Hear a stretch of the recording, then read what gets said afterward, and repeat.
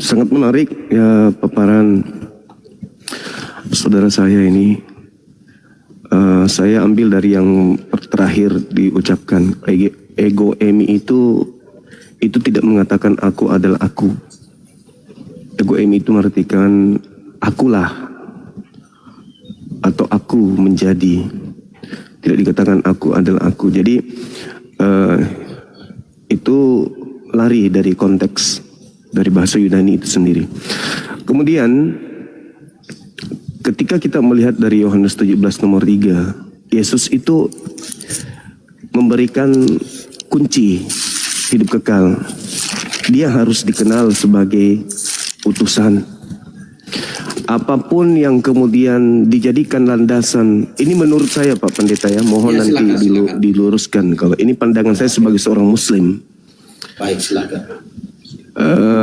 Yesusnya ingin dikenal sebagai utusan. Untuk mendapatkan hidup kekal menurut Yesus itu ya harus mengenal dia sebagai apa? Sebagai utusan Tuhan. Jadi dalam Yohanes 17 nomor 3 itu ada kata ginosko. Ginosko itu artinya mengenal, mengetahui cakupan daripada objek.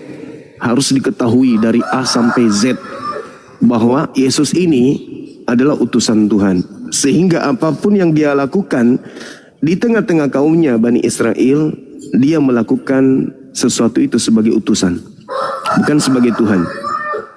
Jadi ketika Anda saudara saya membawa kemudian Yohanes 8 nomor 58, ya itu sebagai utusan dia ngomong seperti itu, bukan sebagai Tuhan. Sebagaimana Salomo juga di dalam Amsal 8 berkata, aku ada sebelum langit digariskan. Itu adalah hal yang bukan sesuatu yang merubah kodratnya Yesus sebagai utusan. Hidup kekal kita peroleh menurut data itu dengan cara mengenal Yesus sebagai utusan Tuhan. Utusan Tuhan. Apapun yang dilakukan kemudian, saya ulang, dia membangkitkan orang mati, membuat orang lumpuh berjalan, itu dia lakukan sebagai utusan Tuhan.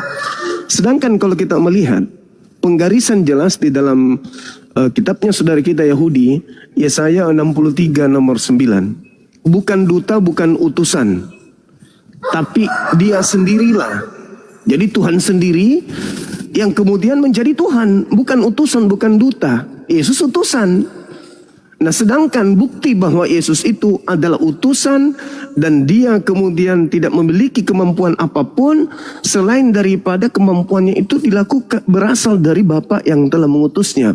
Misalnya di dalam khotbah Petrus, Kisah Para Rasul 2 nomor 22. Jadi seluruh orang Israel harus tahu yang kumaksudkan adalah Yesus dari Nazaret yang ditentukan oleh Tuhan untuk melakukan mukjizat, tanda-tanda kekuatan yang dilakukan oleh Elohim melalui perantaraan Yesus.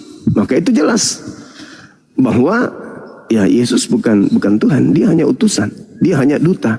Maka bukan Yesus, bukan anak Maria, tapi aku sendirilah yang melakukan itu. Makanya Yesus dalam Yohanes 4 nomor 34, makananku adalah melakukan pekerjaan yang dikerjakan oleh Bapa. Apa yang aku lihat pada Bapa itu yang aku kerjakan.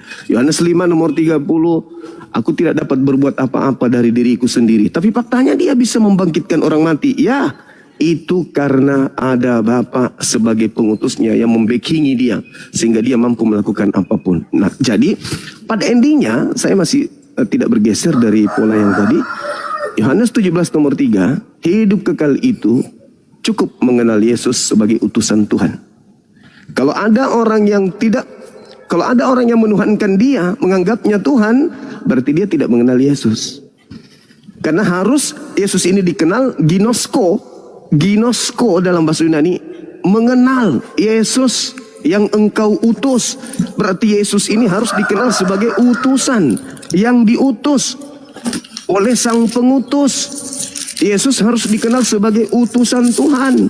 Sebagai utusan Tuhan sudah pasti bukan Tuhan. Nah, Kristen 2000 tahun menyembah Yesus. Dengan kata lain, Kristen tidak mengenal Yesus. Saya kira begitu Pak Pendeta, silakan. Baik, Saya menghargai posisi keyakinan saudara saya, Bang Juma. Saya hargai.